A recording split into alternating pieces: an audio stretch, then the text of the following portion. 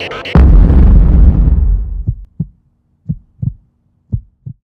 athletes, today we're going to be talking about why it's important for you to learn it right the first time, okay? You've probably heard it before. It's like dropping a bad habit, or I'm going to drop you like a bad habit. It's tough, okay? I mean, I train athletes that I've been training for 4 years that they spent a good chunk of their time before I met them learning it a specific way.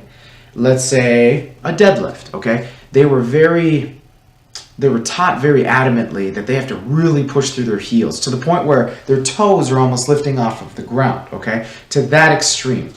So, 4.5 years into knowing this person, and when shit hits the fan, she goes right back to her heels, okay? We have deadlifted together,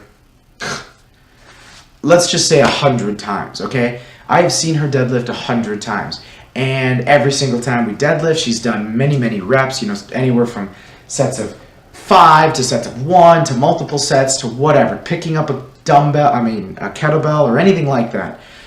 She's still, if all of a sudden, she freaks out or it's really heavy or something like that, she instantly goes right into those heels. Now, we have done a ton of training to try to train this out of her, but again, in the situation where she gets freaked out, where it's not controlled or whatever, or she rushes, she instantly goes back to her old and bad habits. And why is that?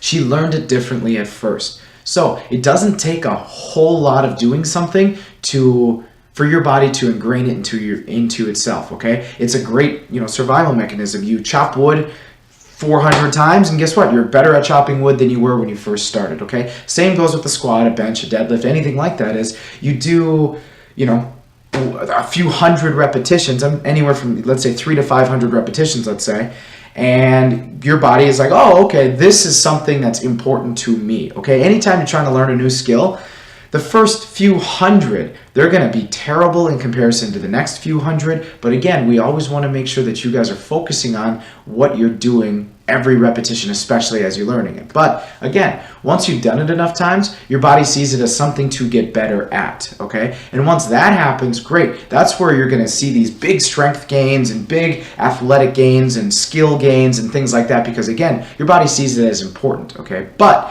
those first few hundred repetitions, although those aren't necessarily making you a stronger squatter, you're setting the foundation up for your squats in the future, for your deadlifts in the future, for your whatever, your push-ups especially. So if you don't care, you have no intent when you're doing these exercises, again, you do a push-up and you're not thinking, I need to make sure I feel my pecs, because again, it's a pushing chest type exercise. If all you're feeling is shoulders and triceps, man, that is very hard to un-ingrain into your brain, because again, it only takes a few hundred to set up the stage for you to have that as a habit, but man, it could take thousands of repetitions and many, many months, many years to actually pull that bad habit out of your brain, and it might not ever go away, okay? Again, when fear kicks in, your body goes to what it's done the most, or what it feels the most comfortable with. And if your body feels the most comfortable, let's say, catching something with your back, you're going to be in trouble. And that's when people throw their backs out, right? And certainly other cases that you can throw your backs out.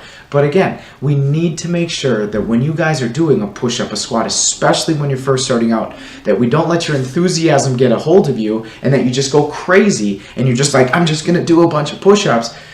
We need to make sure that, again, you're setting the stage up so that your core is doing the right job. You fix all the things that you need to fix, that your chest is doing the right things, and if you feel your neck or you feel the wrong muscles, that you're addressing those and fixing those. Because again, no matter what you do, especially if you're new to the gym, your body's going to change, because you're going from being somewhat sedentary, or at least in comparison to what you're going to be doing, going into the gym and just experiencing things and being active. That's going to give you a lot of change for the first few months anyway, okay? It's your newbie gains. It just happens, okay? You could just flail your arms and you're going to see results. So let's make sure that at least when we're flailing our arms, we do it right.